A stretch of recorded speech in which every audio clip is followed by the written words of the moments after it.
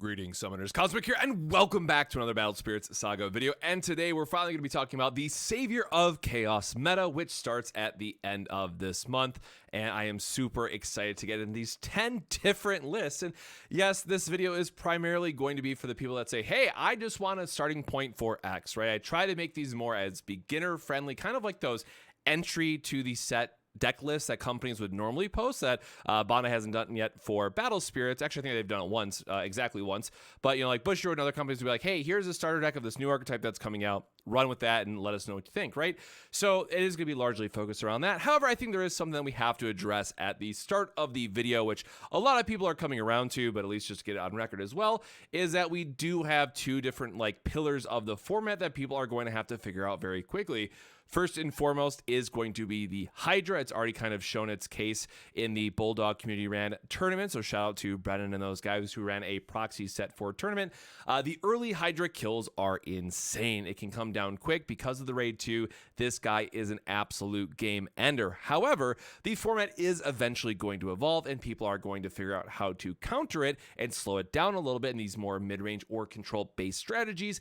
And then, of course, if someone is taking a bit longer to set up, if they want to establish a wider board, Hydra is going to come down and punish them immediately while drawing you a bunch of cards. And when combined with the special Nexus, it can close out a game itself. And then I didn't want to mention it because it's kind of boring. But then, of course, on the other side of that, right, if we do the full circle, it's just white aggro, right? The white aggro deck is going to punish the bejeebus out of the Hydra deck. That's just how it is. That is the, you know, aggro kind of mid-range control format kind of coming full circle. And of course, some of the other variations that are going to be balanced in there. And at least for me personally, I'm more excited about the more white mid-range list that we got. So I'm going to talk about that a little bit more when we get to it. But again, I wanted to at least start these off at a high level and establish that outright. So up first, we have the 2-cost Luster deck featuring the new Angel XR and most importantly, Rearing Angel. This is a really cool archetype in the sense that, as we saw with Set 3 in Trident Dragon, there is a lot of value to be gained about being able to get a ton of cores back from your graveyard. And that's exactly what it does. If you have both Rearing Angel and the Angel of Life on the field, for every 2 costs that you have, they're all going to gain Luster, which is then going to trigger Angel's ability, and you're going to get all those cores back. However, it does beg the question of, well, what spells did we get, right? We did get the new Key of Intrusion, which is how you're going to find your Angel pieces, and can also be a minus 8,000 BP effect. However, it is still going to be Exhaust Nexus at the end of the day, which is going to be the premier magic card that you're going to be using. And then, of course, we do have to establish that, hey, if we are going to be playing a yellow deck with Exhaust Nexus, and we understand that Fabled Beast is also a deck in the format, how do we ever beat the Fabled Beast list? And spoiler, you don't, unfortunately. The best card against your entire deck plan is going to be a single Exhaust Nexus because you cannot get your BP thresholds high enough. Now, yes, you could do like multiple Secret Flower Gardens, which is then going to stack up the Luster BP so that they have to have at least 2 Exhaust Nexus now to board wipe you. Spoiler, if they're playing Fabled Beasts and you don't have the way to shut off the Paradise, or if they play like an average game, they're still going to find it. So I really like what they were trying to do, at least from introducing a new archetype. I think they do that very well. It's nice that we finally now have something that can like really make use of Royal Potion. Like, it feels like this deck is definitely there, and thanks to the TP promos and whatnot, like there's some cool stuff that you can be doing. I think it is nice to see a different play style finally come out of yellow. That's not just Fabled Beast, and it has a more complete package, right? With between the 2 different angels, you can actually see the synergy that was meant to be put in place. However, I think this is going to be a bit lackluster, no pun intended, in the format overall, just because of the 2-drops taking a lot of splash damage from the Exhaust Nexus. That's going to be, of course, a predominant player still in the field.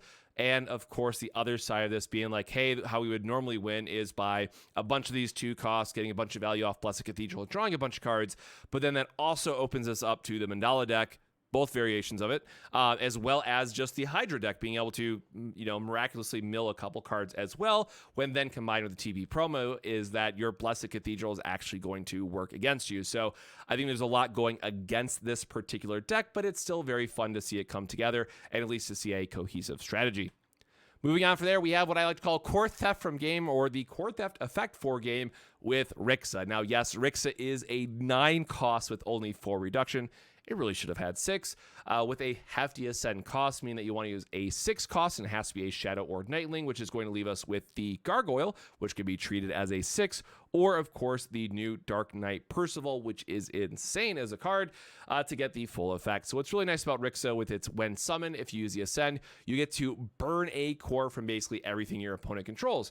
And if this comes down on the right turn, your opponent is already going to be core starved. You're then going to burn them for X amount more, and then it comes down to a point of you either have that last core theft because you drew some cards, you're able to pitch away the extras, it only cost 1, you're able to knock out that last spirit, really make sure they're out of resources, or you just start swinging and they're going to be losing their guys because they are a weaker BP, right? Rixa is something that is going to come down on the board and have a massive, massive game-ending effect to it. And then it's also really nice with the when attacked, it's going to be able to bring back the Black Lance because it's without paying its cost, pay the 2 to get summoned, or just the Percival. One of the things that I'm going to mention quite a few times throughout this video and through the different archetypes is that we have to acknowledge that Hydra is a very real threat. I think there are other versions of purple that can play the Deadly Balance game, can play the just drain removal style of stuff that can eventually leave them with only Hydra, and then a Deadly Balance will get you there. However, there's also the counter curse card, which is one that I think a lot of people have probably forgotten,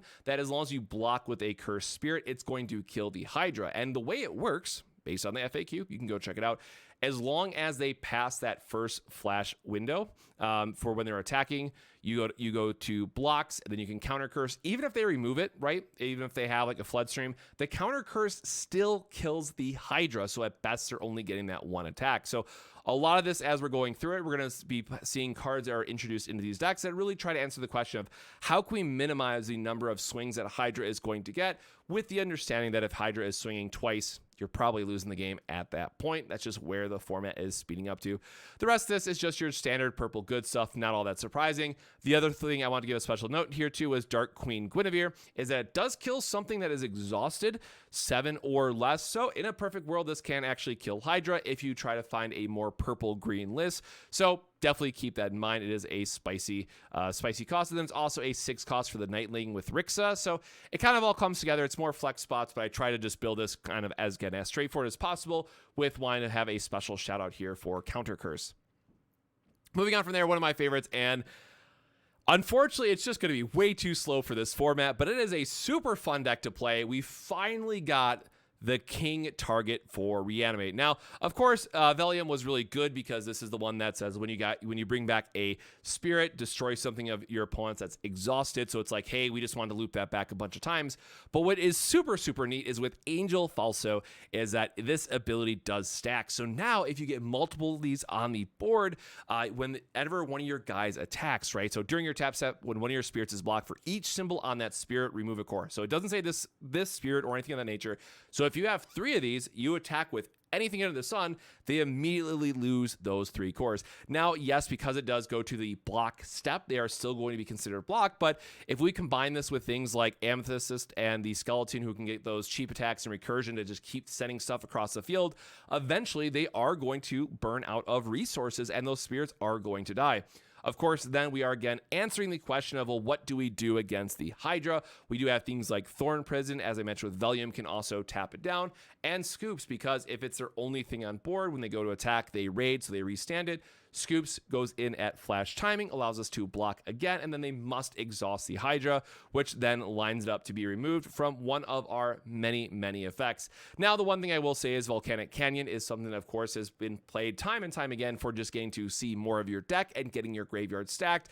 However, in this list, because we don't have any other red reductions, it can be a little slow and a little awkward to get online. However, when I was going through the rest of the Magic and like what other dredge style of cards do we really get, there's not anything, and it feels really bad. So you're running Volcanic Canyon to bring it all together, and that's just how it is. But shout out to Falso. I love the artwork. I really wish we could see the rest of the skeletal structure that's beneath it and really popping out. But this thing is going to be absolutely brutal in multiples, and just saying like, hey, you can't block, sorry, sort of thing, right? Then I gotta give a shout out to Unban OP, or the Pterosaurs deck. So, right, we got the new Horn General, which has a very relevant effect as we talk about some of these later lists, right? We have now talked about the removal of Hydra, or really a lot of this comes down to like Ascended Spirits and how we're answering them, right? we have the removal side, we have the just tap them down and pray side, and then we have the, well, bounce them side. And this general actually comes, as I was building these other decks, I kind of went back to this to make this point. So I slid it here earlier on to match the other red deck, is your exhausted spirits cannot be returned to your hand or deck by your opponent's effect. So this is now the key way that says, hey, I am swinging. I don't care about your avalanche. I don't care about your dream bombs. Or if they do have a dream bomb, they have to bounce this guy first. So your Gargano is still going to be swinging and being extra large. Now, again, I got to give a shout out because the Overraptidons really got to make this come together. And I think we're at a point where this just needs the Overraptidons to really function because it gets us that extra reduction. And also with the Flood Stream and the Raging Tides, I think it is very much time for us to bring this back. I have zero issues with bringing back Overraptidon at this point. Volcanic Break, I think, can also go to A4 of. And then things like Axe Spider and Depths, those can stay gone. Sorry. They can still kick the curb, but I think Volcanic Break giving us more removal options, especially with like the Fabled Beast deck still being very good, is really important. And then Overraptidon getting to actually build out the rest of this archetype is super, super important.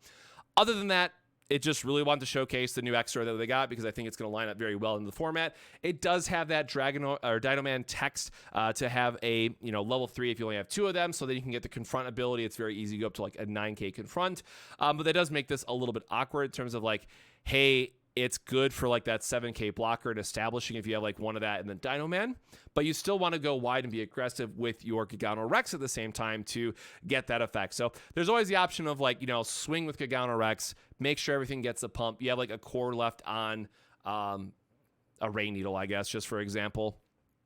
I guess that's bad because Rex has to have a Pterosaurs. So whatever, you have another Spirit with only 1 core on it, you pay the core off of it to do something like a Volcanic Break, then it turns on your Horn General Tricera, which is then going to be a 10k attacking with Confront as well.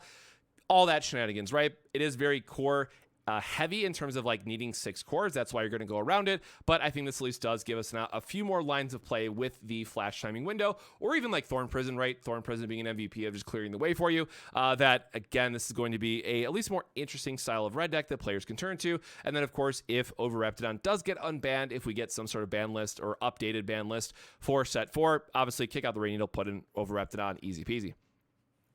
Moving on from there, we have Star Dragons, which is going to be your kind of just premier top end list. And what I really do like about this, of course, as I mentioned in the other video, is the Dustworm, right? You're going to go down 30 life pretty easily, and it just becomes a 5k removal with a big body that also feeds very, very well into Ira because it is a 6 cost or higher, right?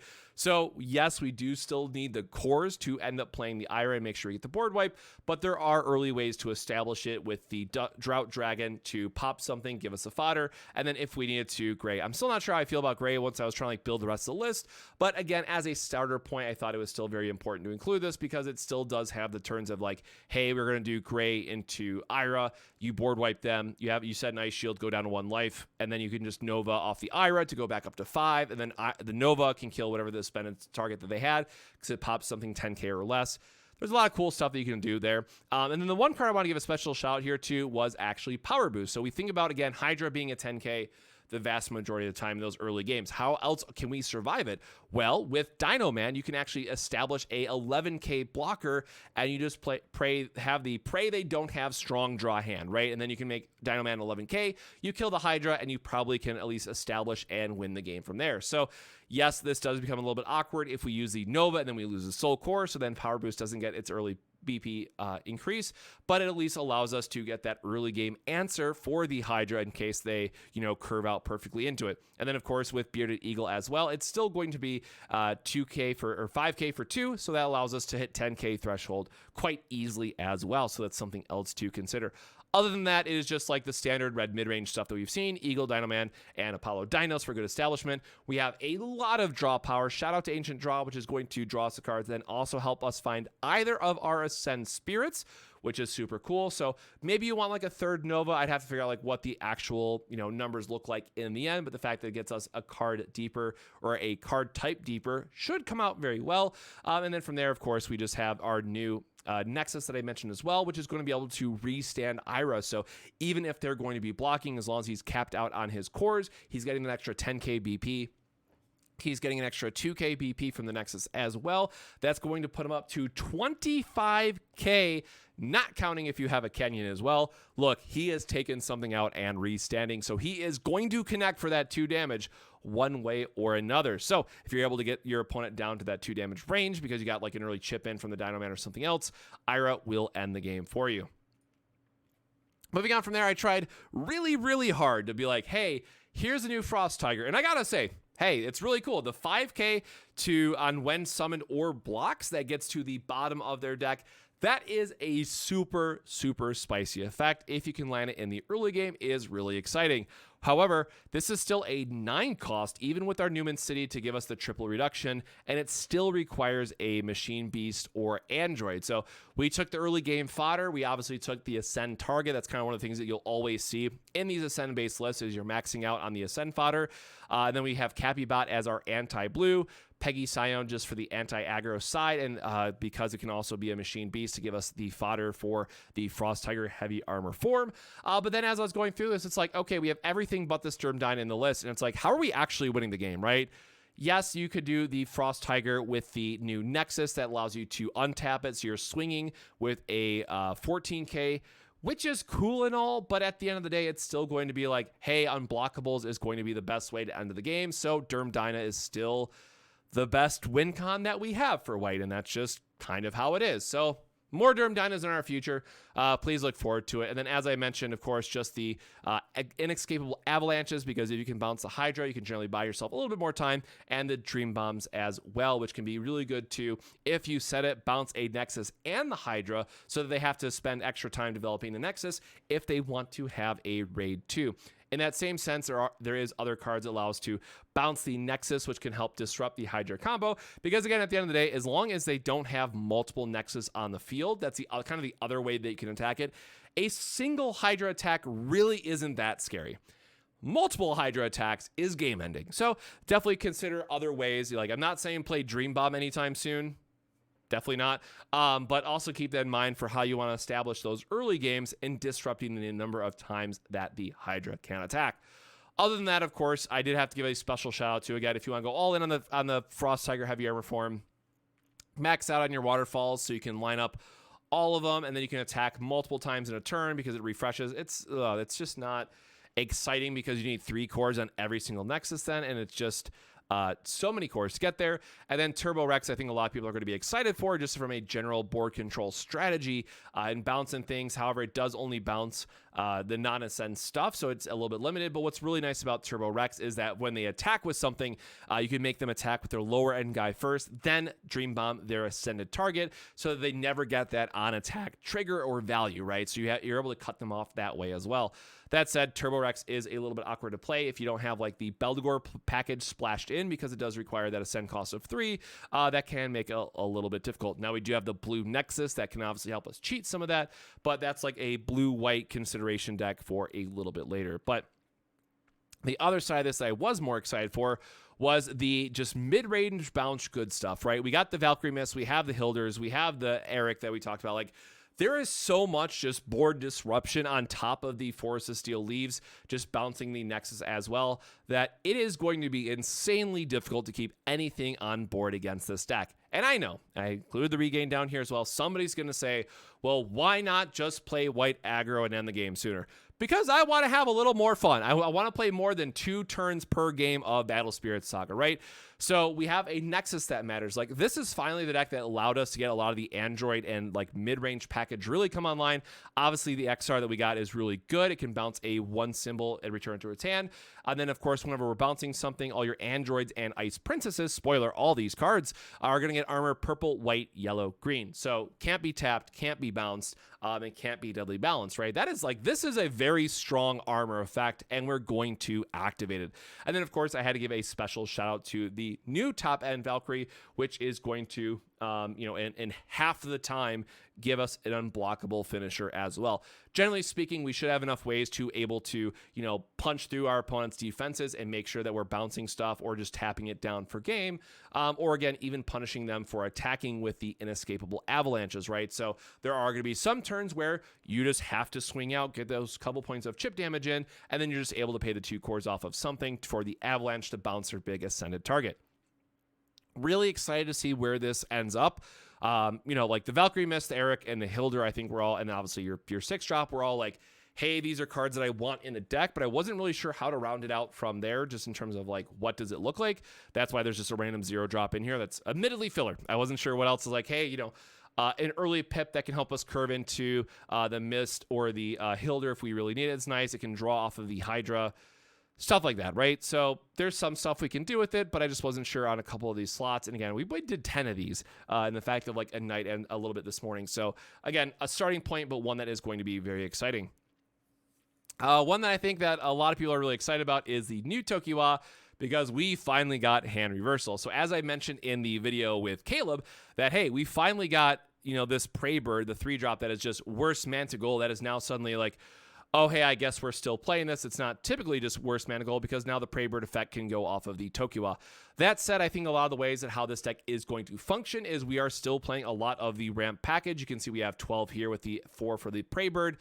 Bunch of ramp, bunch of core draw and filtering, and then tokua is going to be able to come down, tap down your opponent's board, and you have a lot of these things that are just on the field already. So as long as they don't have like a flood stream, to knock out 2 things at once, because you're still going to be relying on things like the Sparrow to get in a little bit of chip damage, right? You should be able to set up a board that's going to crack for lethal very easily. And then of course we still have Scoop Owl, because 1, it's a Prey Bird, so it does count for tokua's discard condition, which is really important. But then also it's able to, again, tap something down or come in as a surprise attacker. So I do like the flash side of this as well.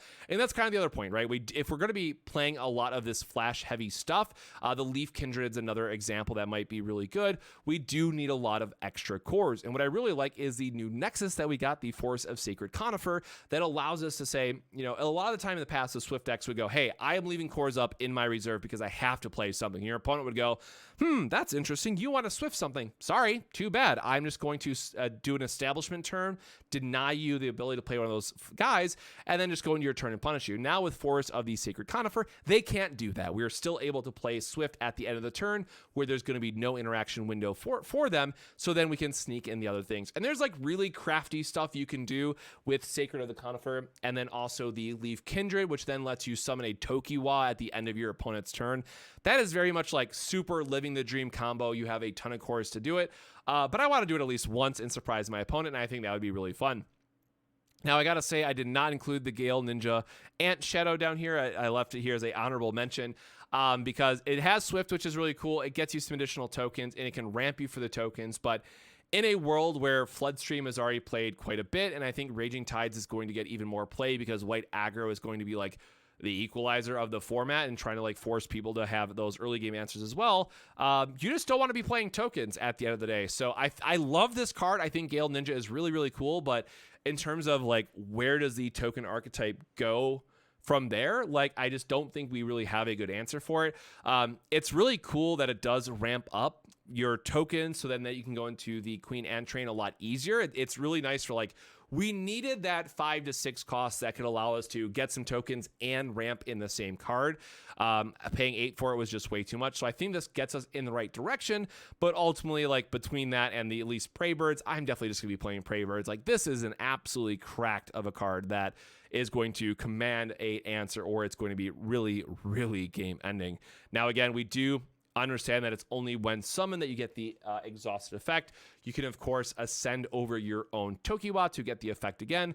But at the end of the day, if we're doing the when the spirit attacks and shuffles our hand, we are going to have a Thorn Prison, or we're going to be able to find a Thorn Prison and get the last points of damage in, right? Like we have a lot of tapping stuff down effects that we are going to win the game one way or another with those effects.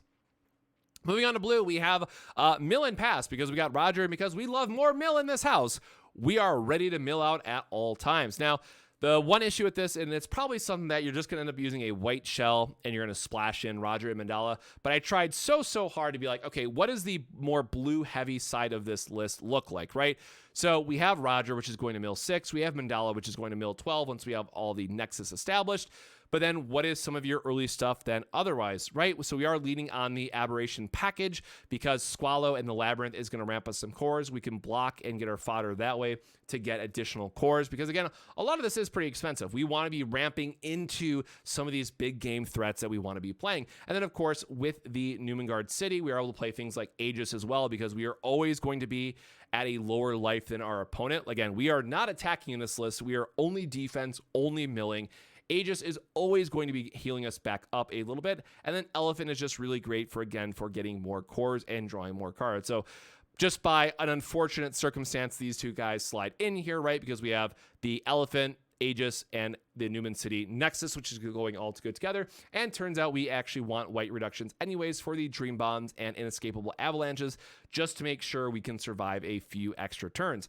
So other than that, of course, Strong Draw helping us filter that we can find our Rogers and our Mandalas to make sure that we're milling out our opponent, and having that Ice Shield, of course, to make sure we can survive. The other side of this, of course, as we saw at Worlds, and as we saw earlier in the format as well, just Victory Oath Mandala as well, being able to mill from the Mandala side, making sure you're giving your opponent extra cards so to mill them out faster that way as well.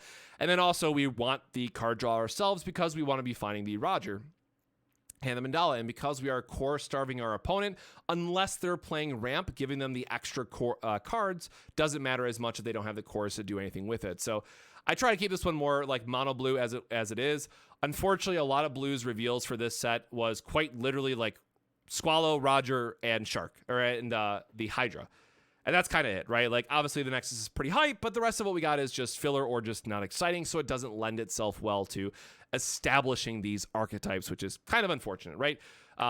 And then from there, we have what I like to just call the Hail Hydra. This is just one example of it. I have a couple different variations, but I try to, again, just do as streamlined as possible. And then it wasn't in the DB, but I had to include it here as well. The 4-drop Aberration, which of course is going to ramp us cores and is going to give us the additional mill off of the Hydra, so that if your opponent does find a way to stabilize and fend off those attacks, maybe we won't win by damage, but we could very well win by mill. But this is just a very straightforward as it comes. And then what's really nice about this is because we're ramping up all these extra cores, and we have some of those other bodies that have crush on them to mill a couple cards as well, suddenly Allegro becomes very playable again. So I included 2 of Allegro here just from our top end that can say, hey, I'm still going to attack multiple times, kill something, and will probably end the game as well. So if they somehow find a way to deal with all those Hydras first, or if you just don't have the Ascend target, right, that might actually happen. They handled your Nexus, you don't have another Aberration, Allegro is going to come down and save the day for you and clear it out that way. Again, as I was going through this, it's like we have Squallow, we have the Deep Walker, and we have the, I'm not even going to pronounce that, Thuga, early spirits, but that's like kind of it in terms of like good aberrations that want to be playing like early game to get the ramp off of the Nexus. So I really wish we would have got a little bit more love out of these. I think the TP promo is going to be like mandatory for this deck just because the rest of set 4 just was lacking in its overall support, and that's just how it is. But definitely look forward to getting those as soon as I can otherwise, but I know it's going to be a while. And then lastly, I have to give a shout out here to the Golem archetype, which did get a couple cards. But again, as I was going through it, one of the issues, and I did the Coliseum Golem deck on the channel already, go check out that video if you want. But as I talked about in that video, a lot of the issues were we just don't have the cores for everything. So then it's like, okay, well, what do we have for core ramping that's on color? Okay, well, now we have to do Labyrinth again. Okay, if we're doing Labyrinth again, we have to do Squallow. If we're doing Squallow again, we have to do Deep Walker to get our cores going. Then it's like, okay, well, if we're gonna be a little bit more defensive, then okay, Shark Tree is gonna be good because it allows us to pop 5 and 6s, right? And then I was like slowly just shifting my way back to it's this same exact deck, swapping like 3 cards and swapping out Hydra for Coliseum Golem, and I'm like, it's not exactly the most exciting. So I want to at least give the shout out here to Hydra, which again, the artwork is absolutely sick, and I love the Eva artwork as well. So with that out of the way, that is 10 very quick, very entry-friendly decks to get started with Savior of Chaos. And of course, we have these gorgeous Evangelion alt arts that I am super excited for, but which deck are you most excited for to start with in Savior of Chaos meta, or even just which color are you most excited for? Definitely let me know in the comments below. And of course, as I mentioned in the other video, but I'm going to mention it here as well because it's on Twitter and other places, but as a reminder, I will be doing some stuff with Fusion World. I'm helping out locally. I'm just, volunteering my time to run demos and do all that stuff. So like tomorrow night, I'm running an event. I'm basically running events for the next month straight. So there is going to be a little bit of a Fusion World and Battle Spirits content happening at the same time. But for the Fusion World, it's going to largely be on the digital side once it comes out. And then once I actually have cards in hand for Savior of Chaos, we will go back to some versus videos as well. So please look forward to it. But with that, my friends, stay safe, stay hydrated, and I'll see you in the next video. Cheers.